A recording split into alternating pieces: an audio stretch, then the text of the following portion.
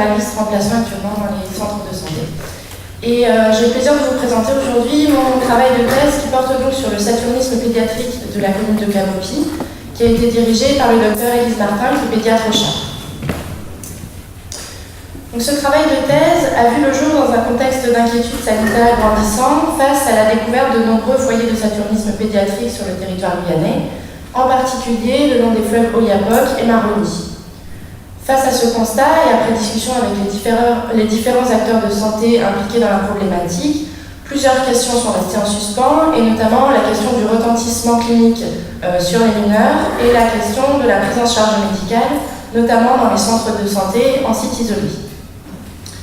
Nous avons donc choisi de faire un état des lieux de la situation en décrivant les caractéristiques de la population pédiatrique d'un de ces foyers, donc sur la commune de Camopy, afin de pouvoir optimiser la prise en charge médicale. Je reviendrai donc dans un premier temps sur les circonstances et la méthodologie de l'étude, reviendrai sur les principaux résultats de l'étude et en discuterai la portée en fonction du contexte actuel. Je dresserai ensuite une brève conclusion sur les apports de ce travail. Donc le saturnisme, qu'est-ce que c'est? Le saturnisme, c'est l'intoxication au plomb. Sa définition est biologique et correspond à une plombémie supérieure à 50 microgrammes par litre. Toute présence de plomb dans l'organisme est anormale et susceptible d'entraîner des répercussions cliniques, notamment chez les populations pédiatriques qui présentent des plus grandes capacités d'absorption digestive et des phases de croissance. Les principales répercussions cliniques connues sont d'ordre neurologique et neurodéveloppemental, avec notamment la perte de points de quotient intellectuel et des troubles des apprentissages. Le plomb est également susceptible de provoquer des répercussions cliniques sur la croissance et la reproduction, avec des retards de croissance saturopondérale et des retards pubertaires, ainsi que sur les fonctions rénales et cardiovasculaires, avec apparition d'insuffisance rénale chronique et d'hypertension artérielle, notamment à partir de l'adolescence. En Guyane, la prévalence du saturnisme est près de 60 fois supérieure aux prévalences nationales. Depuis 2015 déjà, les centres de santé alarmaient sur la prévalence encore plus importante dans les communes de l'intérieur, et notamment sur la commune de Camopy, où des taux jusqu'à 2630 fois plus importants que les prévalences nationales étaient retrouvés sur le village de Trois-Sauts par exemple. L'objectif principal de cette étude était donc de décrire les caractéristiques sociodémographiques et clinico-biologiques de la population pédiatrique saturnique de Camopy.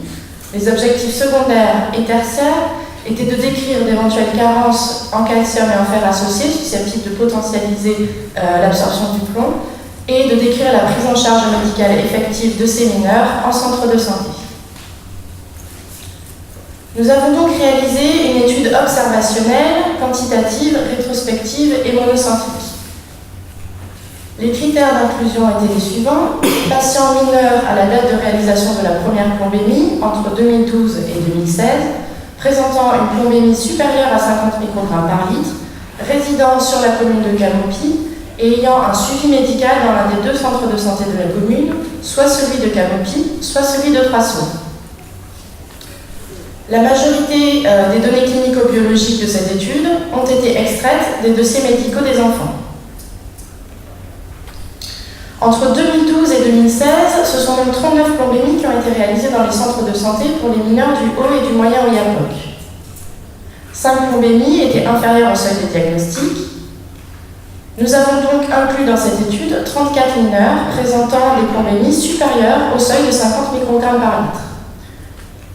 Nous avons pu analyser 28 de ces dossiers de façon complète. 4 mineurs ont été exclus de certaines analyses car ils présentaient des comorbidités susceptibles d'introduire un biais de confusion. Enfin, 2 dossiers n'ont été que partiellement analysés car le dossier papier n'avait pas été retrouvé dans le centre de santé. Si l'on en vient maintenant aux principaux résultats de cette étude, en commençant donc par les résultats relatifs à l'objectif primaire. Sur le plan sociodémographique, la répartition des cas de saturnisme selon l'âge était la suivante: 8 nourrissons, 14 enfants et 12 adolescents. Le sexe ratio variait en fonction de la tranche d'âge considérée. Il était de 1 chez les moins de 10 ans à 0,2 chez les adolescents. À Camopy, les 7 cas de saturnisme ont été répertoriés sur les villages Saint-Soix, Saint-Paul et Linela. À Trois-Sauts, ce sont 27 cas de saturnisme qui ont été répertoriés, répartis sur l'ensemble des villages de la zone, allant du village Roger en amont au village Yawapa en aval. Les caractéristiques de notre étude ne nous permettaient pas de calculer des taux de prévalence. Nous avons donc décidé de calculer des prévalences que nous appellerons minimales, qui correspondent au nombre de diagnostics de saturnisme rapportés à l'effectif de population pédiatrique des différentes communes, enfin de l'ensemble de la commune. Nous avons donc estimé à 3,5% au minimum la part d'enfants concernés par le saturnisme sur l'ensemble de la commune, allant de 1% à Camopi à 9,8% à Trois-Sauts. La prévalence la plus importante que nous ayons trouvée concernait les nourrissons de Trois-Sauts, où 19,5% au minimum des nourrissons étaient atteints de saturnisme. Sur le plan clinique, la majorité, la quasi-exclusivité d'ailleurs, des diagnostics de saturnisme a été portée suite à des enquêtes de prévalence ou des enquêtes autour de cas contacts. Une seule hospitalisation a été motivée par une symptomatologie compatible avec une symptomatologie de saturnisme.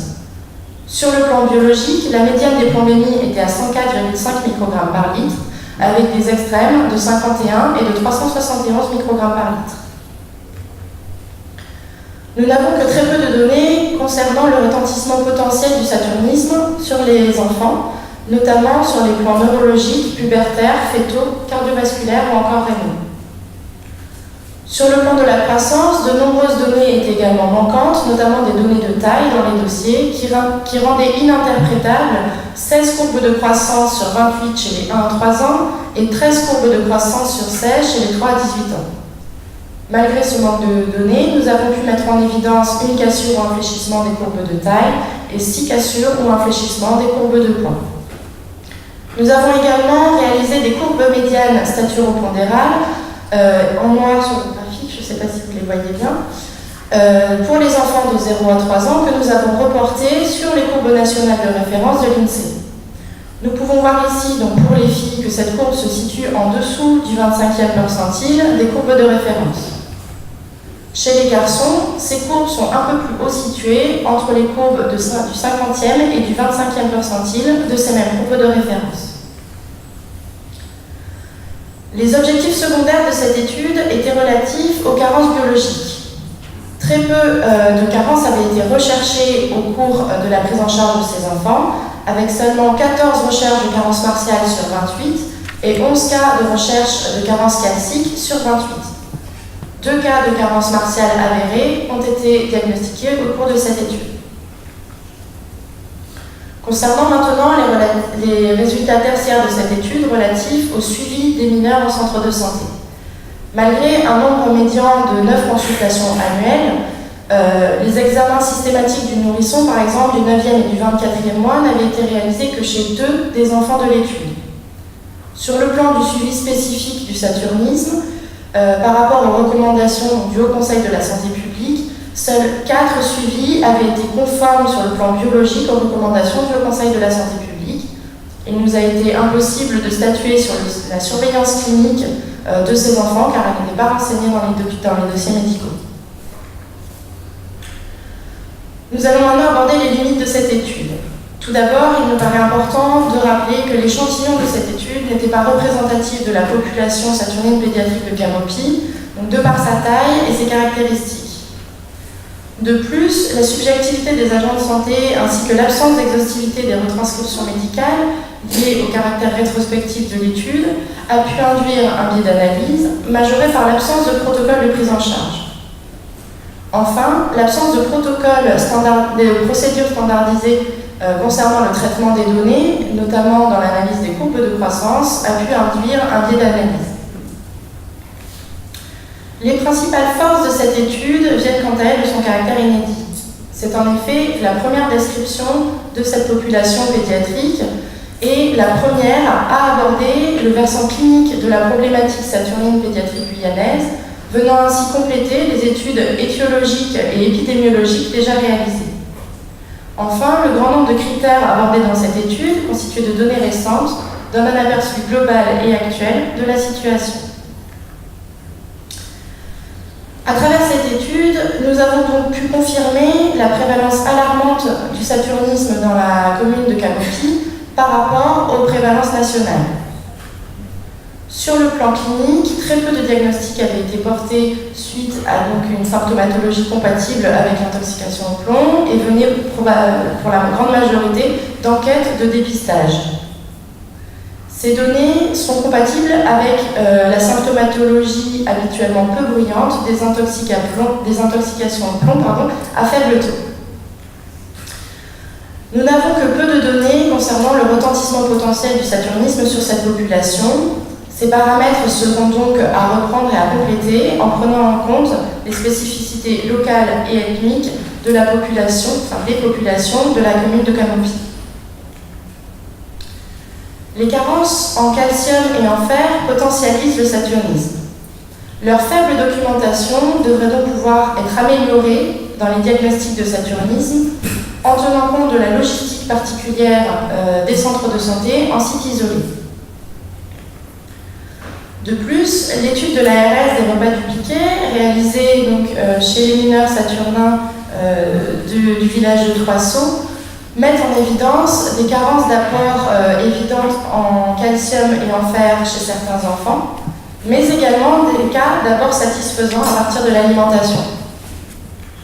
Il serait donc intéressant de s'intéresser de façon pluridisciplinaire à cette question afin de pouvoir analyser les vertus nutritionnelles de l'alimentation locale et de pouvoir proposer une adaptation de l'alimentation des enfants, une optimisation des apports afin de pouvoir diminuer l'absorption du plomb.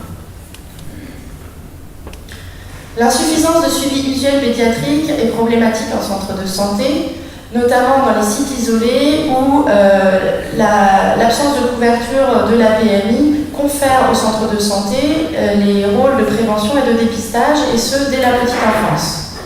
Cette polyvalence est souvent mise à mal par le grand turnover médical des centres de santé, de même que par la forte activité de soins qui leur est conférée.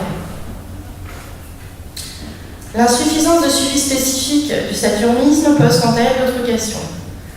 En effet, même si on ne peut pas exclure que cette insuffisance de suivi soit liée à une méconnaissance de la problématique par les différents acteurs de santé, on peut également mettre en évidence les particularités du saturnisme pédiatrique guyanais. En effet, les sources de contamination ne sont pas encore bien connues et les moyens d'action à la disposition des équipes soignantes sont limités, ce qui peut leur conférer un certain sentiment d'impuissance face à cette problématique. Il nous paraît alors éthique et légitime de se poser la question de la pertinence d'un suivi biologique régulier, par exemple, alors que très peu de moyens sont à la disposition des familles et des équipes soignantes pour régler la problématique. Donc pour conclure cette réflexion, je souhaitais rappeler les 3 messages principaux de cette étude, à savoir donc, la prévalence alarmante et sous-évaluée de la problématique du saturnisme pédiatrique dans la région de Camopi, le peu d'éléments à notre disposition actuellement pour évaluer le retentissement clinique du saturnisme, ainsi que l'insuffisance de suivi médical, à la fois usuel et spécifique du saturnisme dans les centres de santé. Ce constat nous amène à proposer des pistes de réflexion afin d'améliorer la prise en charge médicale.